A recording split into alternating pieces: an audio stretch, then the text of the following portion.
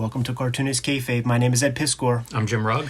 Today we're going to play a game using the Cartoonists and Illustrators portfolio put out by Super Graphics, the Jim Steranko company. But first, I want to invite you guys to like, follow, and subscribe to the YouTube channel. Hit the bell so that we can notify you when new vids are available. That helps mitigate the Kayfabe Effect. The Kayfabe Effect is what happens whenever we put out a video, we talk about something.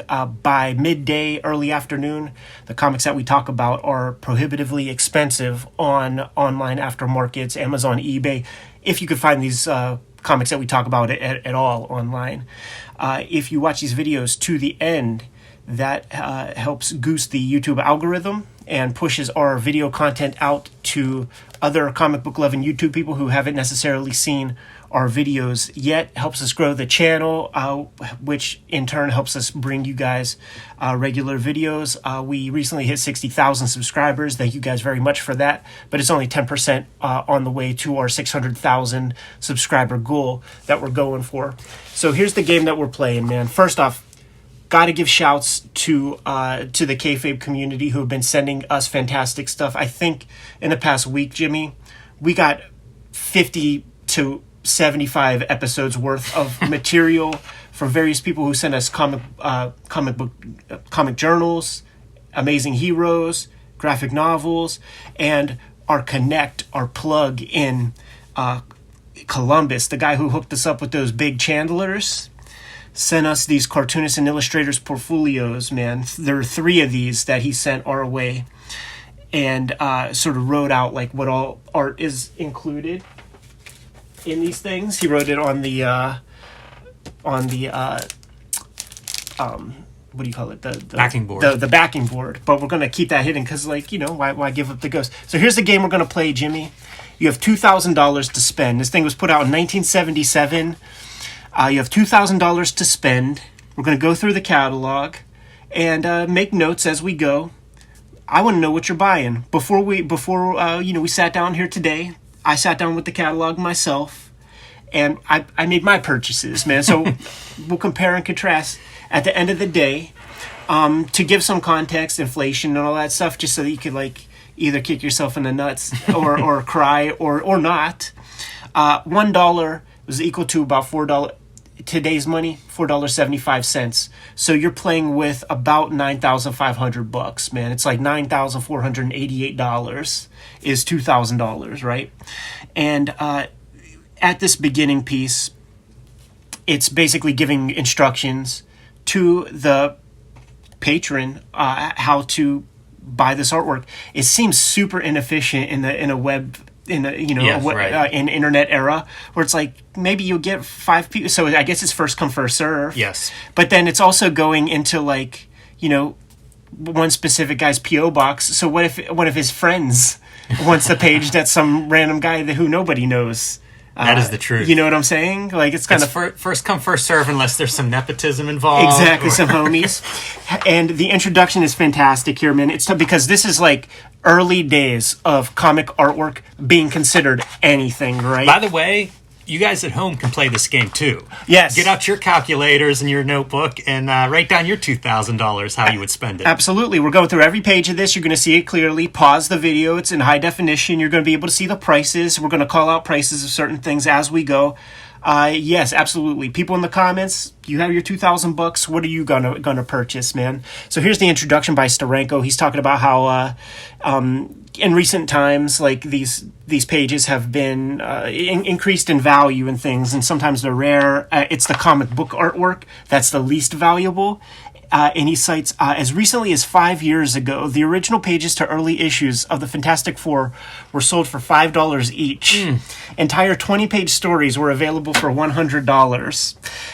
Also, in this same book, you're going to find a lot of Gil Kane artwork on sale here. So I wonder who profited from those $5 a page with those Fantastic That is what Fours. I wonder about all of this. It feels like it's like a consignment deal. You know, like it's putting this stuff together, but I bet you it's mostly a handful of dealers that have the bulk of this. Yeah, he describes that it's respected dealers or publishers who are a part of this, man. There are some ethically sourced Kirbys in here. from the later periods and stuff. It's interesting to see like the mashup of illustration next to comic book art, because that's a different market. Like it would have been a little bit more legitimate. You always hear about Frazetta being, maybe take a little less up front to get the artwork back, which has really built him in a lot of ways. So maybe that helps comics in the long run, like seeing how that artwork is handled by other industries. It talks about all that stuff like that Dave Gibbons was talking about when he was selling Watchmen pages for tens of quid, when he was saying stuff like, there's not too many action pages. I didn't think anybody would care about action pages. Like, that's second. Action pages add a thrill and inherent to the design. Then we get into like specific artists. So there's not that much Neil Adams on the market. There's not that much Toth on the market. Like Wally Wood, Ditko, Gil Kane, like it's a supply and demand issue. Also, the Golden Age stuff systemically destroyed from the 40s through the 60s. So that stuff is rare and special. Yeah, man. And part of the reason why like the comic book stuff is cheaper is because of, he cites the regular the sort of regular distribution of it, but then it's like, well, these daily strips, I mean, they come out fucking every day. It's also worth noting like Jim Steranko here doing this, like By the way, it's an interesting perspective he adds. But he doesn't give up his name in it. Yeah, like you just know it's Super Graphics, but then he'll put stuff like Alex Toth, Steranko, and Barry Smith are especially expensive because so little of their artwork is on the market. King of kayfabe, that guy, man. King of kayfabe. So without further ado, man, are you into I'm ready. Just jumping into things? Start off with the syndicated news strips, dude. You got your Chick Stones, man. The blondie guy doing stuff, man. Winsor McKay pages, dude. Hungry Henrietta, $850. Little Sammy Sneeze, $550. But you're not going to be able to afford this Little Nemo Sunday from 1906 because they want four G's for that one, man. Boy, it's a good looking page. All of these, man. Oof. But you could buy one Little Nemo at least, man. Two pretty decent ones there. I'll tell you, I love ostriches, and there's an ostrich in this one. It's tempting. That's the first temptation. Yeah. I don't see the pen moving. Some of his rare bit fiends, man, from 1906 as well. It is so crazy to think that like he did this and Little Nemo in the same year. Buster Brown by R.F. Outcult. The creator Yellow Kid, the guy who created the modern comic strip, $950 for that's that. That's a heck Buster of a Brown piece joint. of history right there. Yeah, man. Ed Whelan's Minute Movies. Like, I don't know if there were ever any good collections of this, but I love Minute Movies comic strips. And the conceit is he takes advantage of that same face syndrome stuff where he just casts the same characters and does different kinds of stories using the same faces. So you got a gang of those things. Toots and Casper, whatever the fuck that is, man. Those Jimmy are really Murphy. Cool. Oh, boy. Oh, my goodness. You got a crazy cat here, dude. Guess how much it costs? I don't see it listed. How much is it? $475 for a Crazy Cat full Sunday. Page Sunday. Yeah. Man, that's... Ed, I'm going to be broke here by about page 16. Don't spend it all in one place, Jimmy. Some Milk Gross. I like Milk Gross. Happy Hooligan. It's one of those fun, very animated cartoonists. Yeah. Old Gumps page. Boy, there's another ostrich sighting. How about this for a theme emerging? You can have a branded collection, a pedigree collection. Early 20th century ostrich art. Red Rider, Barney Google, Fearless Fosdick. I have to Those say, ought to be pricey. $25 a piece for $25. Yeah, for a Fearless Fosdick joints, man. The little Abner. I have to say, dude, I don't think I bought any of those. Some of the wanted stuff, the pressure for me is $25 exactly for a little Abner. Like that's hard not to scoop up. Frank Robbins, Johnny Hazard doing his best milk caniff. You know what's funny is I just saw a Twitter thread on Frank Robbins, and it was the idea of like, how can anybody not like this guy as an artist? It's like, yeah, I don't know that anybody doesn't, but there's still love for him out there. Yeah, absolutely. But I have heard the counter argument because it is such a when he does Batman and stuff, it is such a different style than what your typical Silver Age. But $55 for that Sunday, dude. That's quite a bargain. And that's a George Wonder, Terry and the Pirates up top. That's really nice too. I don't even recognize that. A guy named Frank Miller. What? You could own a Frank Miller for what a steal. Oh shit, we're getting to the caniffs. Wow. We're getting to the Knifs, man. $165 for a Sunday. Every strip he does is super verbose, so you're going to get that level of lettering on all of it. I feel like you and I may get into like bidding wars on some of these. Yeah. You know, the fun of this is like whenever I went to that residency at Columbus and I had access to the Billy Ireland and I was able to pull all the stuff I wanted, I invited you up, I invited Bill up, I invited Ben Mara to come. And it was so fun seeing where the overlap was, where the stuff that you requested was already in the Eddie P pull list, but then you might find like a Basil Wolverton that I didn't find in the catalog or something. Man, these are just stunning. Look at this silhouette figure in front of your word balloon. Yeah, see, that's A33, which would be a $40 strip. But that's what George Wonder. Mm-hmm. One of the great things with a book like this, though, is just the exposure you get to all these different comic strips. Absolutely. And pretty good reproduction. You know, you're not getting like an artist edition 4-color repro, but boy, it's sharp. I mean, this is how Foster's just, look at the lettering, the line work. It's crisp. You might not be able to buy a Little Nemo, right? But you'd be able to buy 2 Hal Foster Sundays and have money left over, because this one's $1,000 and this one's $600. Yeah, that's that gets the pen moving. Mandrake the Magician, Brick Bradford. I promise you guys, we're going to be getting into comic pages pretty soon. Mort Meskin comic strips. Wow. One of my my Meskin stories is Dylan Williams used to bootleg various artists and make zines of them, and gave me one on Meskin. Was one of the guys that he thought should be seen more. That's fair, man. Magazine and book illustration. I don't anticipate much pen movement from you on this stuff, even though it looks cool, right? Warren Bernard's sitting at home right now cussing us out for not so is not Jeet fighting here. over all these. So is Jeet here. I hear it. It is this is another one that's amazing to see, though, because it's so close to comics. You know, as life is the 20th century progresses, illustration and comics kind of separate. But at this stage, like, you see so much overlap. Huge influence. Incredible technique on these pieces, and you could get them for $350, man. $750. $750 for this thing. I'd be curious where all this stuff goes to. Like, what are these things used for? Also, Howard Chaykin doesn't want to get dinner when he comes to town now. Like, after hearing our... Is this Jeff Jones? Yeah, Jeff Jones piece. Jeffrey Catherine Jones. Wraparound paperback cover for Robert E. Howard book, man. $1,250. That's really nice. And I wasn't even thinking this. Like, we were looking at those early comic strips, and so in my mind, this was like early 20th century, but this would go up into the 70s probably. Yeah, totally. Another Jeff Jones piece, Barbarian in Oil, pulling from that Frazetta School, $1,250 for that. How big is that? What are the dimensions on that one? 20 by 24 and a half. 2 feet. They're always a little bit smaller than I expect. Like, that looks like a detailed painting, but 2 feet, not very big. Yeah. Jack Davis from the looks. Oh, yeah, there's a signature right there, man. That's pretty awesome. Some kind of D'Artagnan joint. Ooh, what is this? Yeah, man. A63. That is a Jack Davis pen and ink illustration on double tone board, 20 by 17 and a half.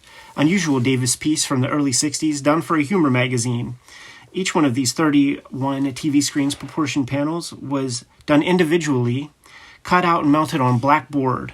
Genuine piece of comic illustration novelty. $250 for that, Jimmy. That seems like a steal. Plus, it's a unique piece. Yes. That makes it nice to hang on the wall. Yeah, it looks really cool, man. Some cheesecakes. Here we go. I think I've run out of my money now. These things definitely suffer for being, black and white reproduction, of course, but really awesome to see. Look at that. That's the piece I'd go for maybe on this page. Yeah. Dinosaur fight. You know what? Go back to that. Where does this appear? Because there was a dinosaur book I read when I was a kid. Prehistoric Animals, it's called. $300 for that, man. You know what? I bet you I saw that as a kid. That looks like a library book. Because I used to draw that stuff. Some of my first drawings were dinosaurs, and it'd be this kind of profile shot, with the T-Rex and the mouth open. How much is it? You're looking to spend $300 on that piece. Yeah, that one's hanging on my wall at home. Dude, is that Mike Hinge? A88? Yeah, Ooh. Rocket Man Mike Hinge. $400 for that one. And then $400 for this Mike Hinge piece also. Those are sweet. I was in communication with Raphael Kyannan, longtime comic book artist, and we somehow got on Mike Hinge, and he sent me this big clip of Mike Hinge art. I guess after Mike Hinge died, maybe, his family sold a lot of his art, and Raphael had put together like the file of like all this stuff that came through some auction site. And man, I don't know too many Mike Hinge fans, but the ones I know love him, and you can put me in that category. You're not going to be able to get this Conan piece by Barry Smith. 24 by 27 inches, so it's bigger than that Jeff Jones painting.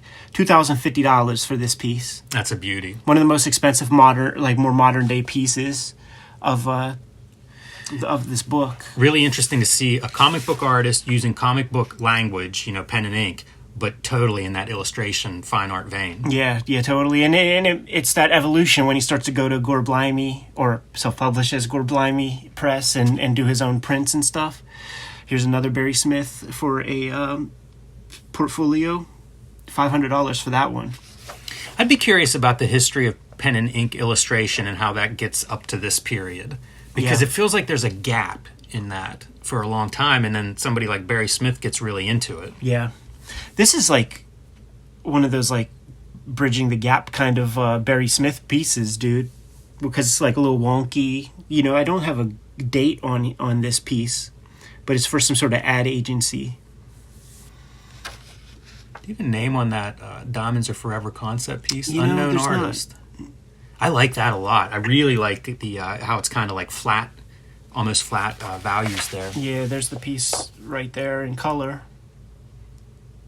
I could see Chaykin being into that kind of thing. Yeah, definitely. Looks like some of his 70s stuff, like Stars My Destination. Want some Earl Norham? You get it for $200, $175. I like Earl Norham. Man. $250 for this Conan joint. That's a sweet piece. Like King Kong behind him. Yeah, man. The Waddler. George Chastain. I believe that's a guy I saw in fanzines. The Brownies, Palmer Cox, you could have, but you for $135 a piece, you could get two R. Crumb pieces, man. These would have been in, I believe, the Village Voice. They wanted him to do a weekly comic, and I think this comic turned out to be, it would be reoriented, and it would be Mr. Natural number 3, but it came out on a weekly basis. That seems like a decent price for this a piece from 1976, so a couple years old, but new. That's a new piece. Yeah. Seems high, like valued. Crumb is recognized at this point, even though it's a new piece. Yeah, it's interesting how he's described, because how they have to like sell you on the guy.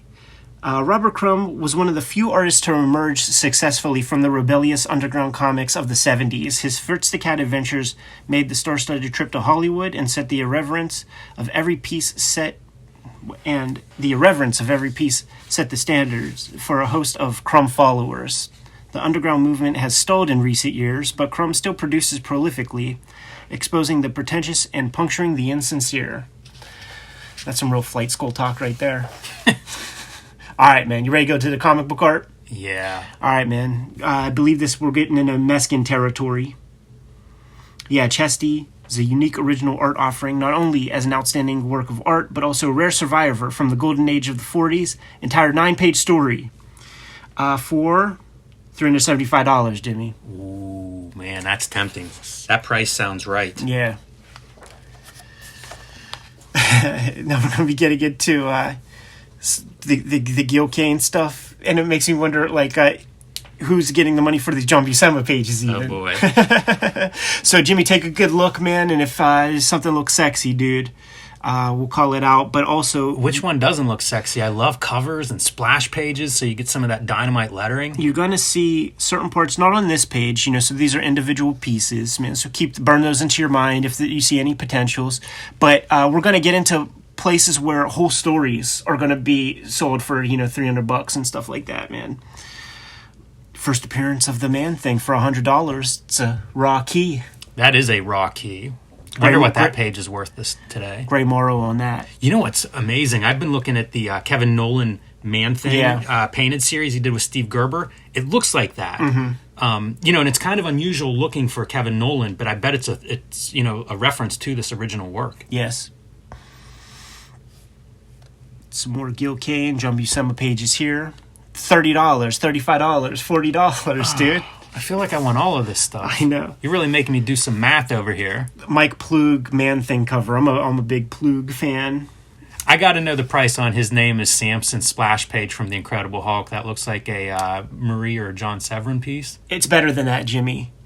It's Incredible Hulk 141, The Complete Story. Herb Trimpe, John Severin inks, $475. Well, I hope nobody else wanted that one. And you got to keep your eyes open because there are going to be like more of these like complete stories. And in fact, this is where I'm going to go to my notes. because the complete stories are laid out here. I like those Werewolf by Night covers too. Like, what a good logo that is. The Black Panther cover, that's not a complete story, is it? Black Panther 126, just a cover, Gil Kane. Some of those have that great Billy Graham, like the 2-page spreads and So the amazing sick. splash pages. So sick. That guy put his whole energy into that stuff, man. Oh, Jimmy, man. complete 10-page Hulk story. From Tales to Astonish 64. Steve Ditko, George R. $500 for that one, Jimmy. Sold as a block only.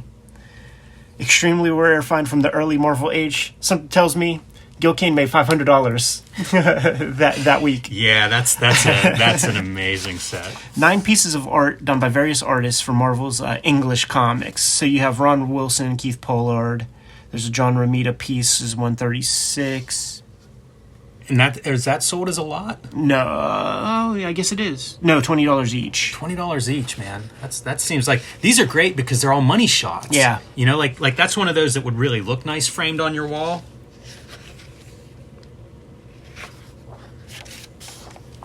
Here's where we're getting into some stuff, dude. Amazing Spider-Man 68 cover. John Romita, $65. No. $65. No. Gil Kane cover, $45. How is this possible? Fantastic Four 122 splash with this dope Galactus, all that cool Artie Simek lettering, man. $40. This is just, I'm overwhelmed. I don't know that I can do this in real time, man. I know, man. It's we'll have edits as needed, man. Check this out, man. A147 right here. Daredevil 79 complete story. Gene Colan, Tom Palmer. Page 1 is a photostat, just to be sure. $325. Wow, that's really something. Here's another one, man. Daredevil 84. This one right here. Complete 21-page story. Gene Colan, Sid Shores on inks on that one. It's a little more proto Colan. You know, still figuring out that lighting and all that shit. What's the price on that one? That one is $375.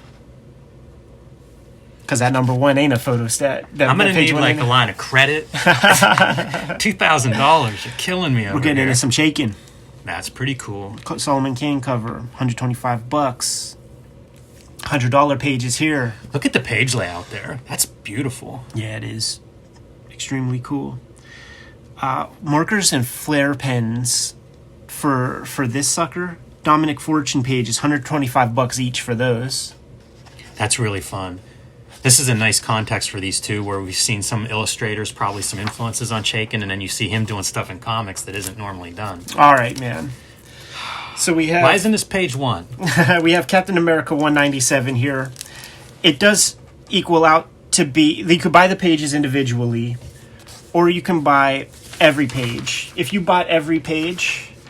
You're Which smart. guess what Eddie P did in his choice? $645 if you won every single page of Hulk 197. But they are ranging from this splash page being the most expensive, I think, for $65, $45, $30. Cheapest one is $30. Imagine a Kirby page for $30. $171, $65. I was going to say that better be expensive. Those are really nice. Mike Royer on the inks. And then we close out the catalog. We got some Silver Age DC, some Gil Kane covers there. Murphy Anderson. How different these pages look from like a Kirby page where it's just chaos going on the page. And just static mid shots. Bow ring. Marvel Team Up. complete 20-page story, Gil Kane, Mike Esposito on the inks. 20 pages, $375 for it all. Or you could do piecemeal. A Gil Kane Spider-Man story like that seems like a steal. Yeah. Like, I bet you that is worth some money today. Yeah, no doubt, man. If you're into Bill Everett, complete 5-page story, the Pussycat story. That's tempting. Stanley notes in the margin, so his hands touch the page as well. 5 pages, sold as a unit only, $450. That's tempting, and I think I have that Pussycat, a reproduction of that Pussycat book, because there's Wally Wood and stuff in there. So here's what we're going to do, man. We're going to cut. Jimmy, you're going to go through the catalog, make your purchases. Cartoonist Kayfabe is brought to you by the comic books that we make. We appreciate you guys supporting our projects and the current stuff that we have on the shelves right now. Jim Rugg, Hulk Grand Design, both issues, Monster and Madness are out there on the stands. These are the regular covers. Comic shops out there, you know what your marching orders are. You know how to stack these on the shelves. And you got these other variant covers that you could get your hands on to support the work. You got the Jeff Darrow cover for Madness. You got the Ed McGuinness cover for Madness. And with the first issue Monster, Peach Momoko, the Eddie P, and the Marcos Martin variant covers. Congratulations, Jimmy. I know this was a long project in the works. The other stuff that Jimmy has in print, Plain Jane's, the first young adult graphic novel, and various volumes of the hardcover graphic albums of Street Angel are still in print, still in good comic shops, still can be ordered online in volume. Support the work. Right now on the stands, as per the Ed Piskor comics that are out there, Red Room, Trigger Warnings, issue 1, 2, and potentially issue number 3 are out there in the wild. Issue 2, the Pumpkins issue, look at that for a splash page, man. You can get these comics online at Fantagraphics website and various comic shops. It is banned in 26 countries. It is banned in 10 comic shops. But you could also read these comics before they hit paper on my Patreon, patreon.com/Ed Piskor, $3 for the archive there. Last season's Red Room efforts, Red Room, the Antisocial Network trade paperback, out there in the wild collecting 4 issues of comics and lots of extra material. The works that I have out there in the wild right now, I do think WYSIWYG is currently out of print, but if you see it, scoop it up. 4 volumes, Hip Hop Family Tree, including 2 giant box sets and 12 issues of comics. The guys at Fantagraphics just told me my royalty statements have hit Clausian and Hernandez Brothers numbers. 42 pages of royalty statement, Jimmy. And the Grand Design that started them all, 3 volumes, X-Men Grand Design, including an omnibus that is out of print and hard to find, but if you see it, scoop it up. Now that we're done paying the bills, back to the video. All right, Jimmy, we have, for those playing at home, got to give shouts to our guy. Like, and I never know if people want their names said or not on the channel, but super thankful to get this book from our connect in Columbus, Ohio, and he was goodly enough to write down everybody's names and basically what's in there, the complete stories and all that stuff. So Jim, we broke for 3 hours, and you made your decisions, man. You have $2,000 to spend, which is the equivalent of $9,488 in 2022. The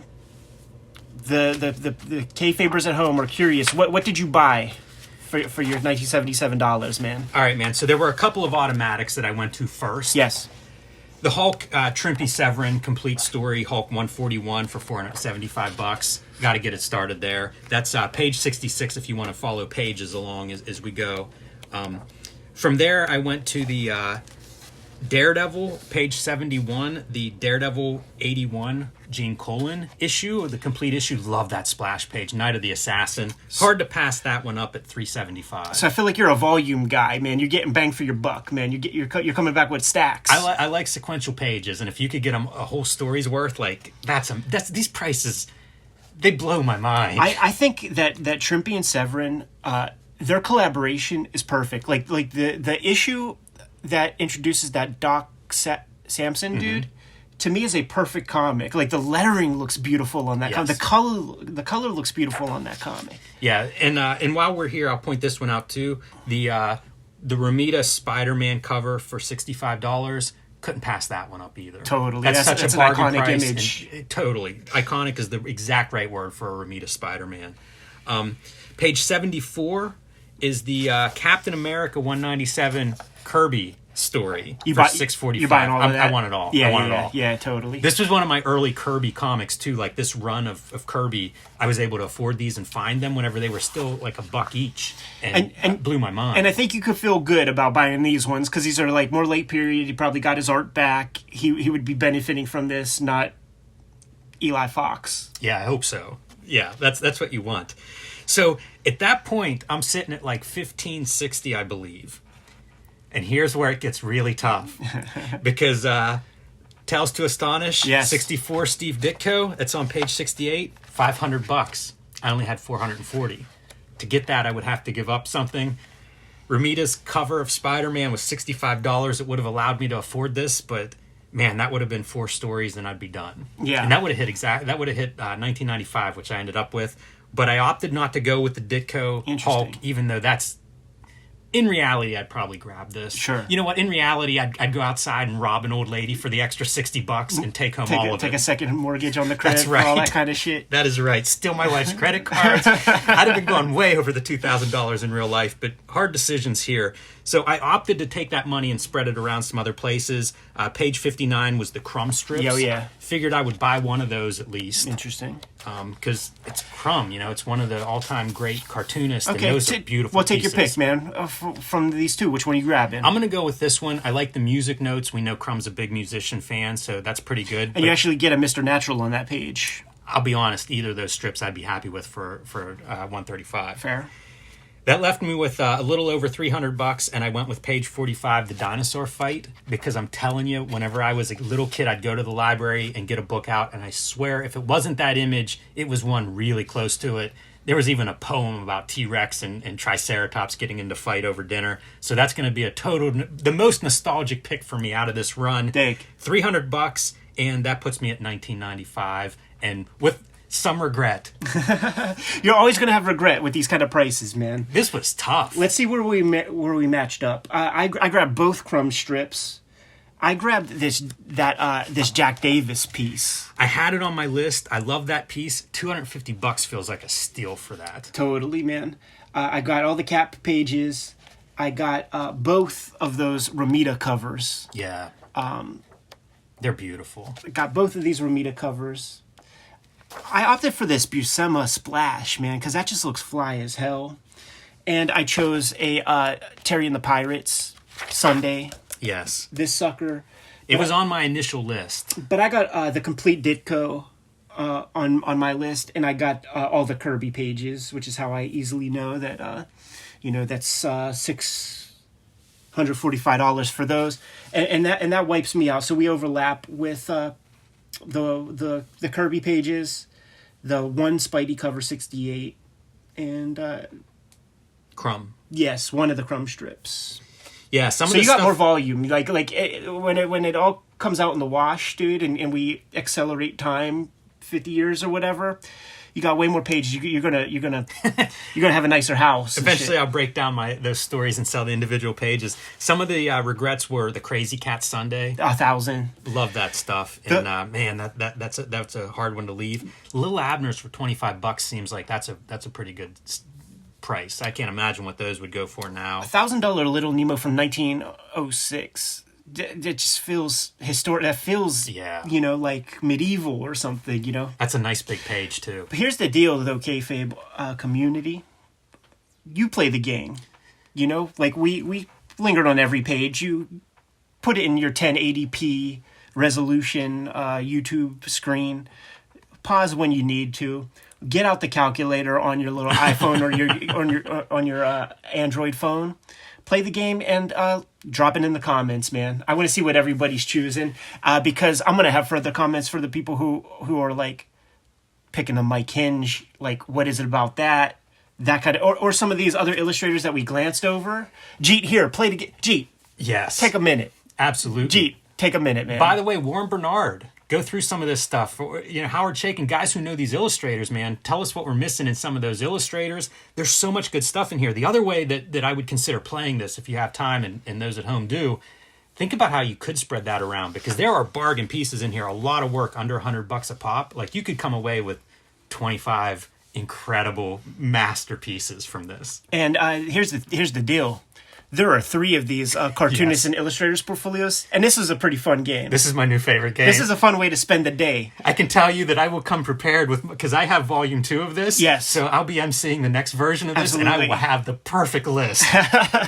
Weeks of deliberation. Well, Jimmy, I have the 3rd volume of this, and it does have that Alex Toth Super Friends cover. Oh boy! So that's going to be one not to be missed. But Kayfabers, man, put your $2,000 shopping spree list in the comments below. Like, follow, and subscribe to the YouTube channel. Hit the bell so that we can notify you on future videos. What do we have out there, Jimmy? Hulk Grand Design Monster and Hulk Grand Design Madness, both in comic shops now. As you watch this, hit your local comic shop and get those before they sell out. It's a retelling of the 60-year history of the Incredible Hulk. I'm writing, drawing, coloring, lettering, designing. It's my version of the Incredible Hulk history, a Hulk you've never seen before, and perfect for the new reader, first-time Hulk fan, or a long-time Hulk reader. And join me on patreon.com/JimRugg. Jimmy, you said you'd sell me the original Hulk Grand Design Madness artwork for $2,000 for the complete story, right? Yeah, right. Red Room trigger warnings. Issue 1 and 2 are on the stands as we speak. Potentially issue 3 is out there as we're talking right at this moment. Murder on the Dark Web for Fun and Profit is the name of the game in the Red Room universe. Jimmy and I, we still draw on paper, man. Like, that's a rare commodity in modern comic artwork these days, dude. This comic, you can find it in finer comic stores everywhere. It is banned in 26 countries. It is banned in 10 comic shops, but it's out there. You could find the comic. You could hit the link tree in my description below to order and pre-order these comics directly from Fantagraphics if your local comic shop does suck. You can read the comics at my Patreon, patreon.com/edpisk, or $3 for the archive there, and I'm serializing all of my strips every Tuesday. New strips go live. What else do we have out there, Jimmy? Subscribe to the Cartoonist Kayfabe newsletter at the links below this video. You can also find Cartoonist Kayfabe t-shirts and merchandise at the links below this video. That's another great way to support the Cartoonist Kayfabe channel. Given those marching orders, Jimmy, we'll be on our way. Make more comics.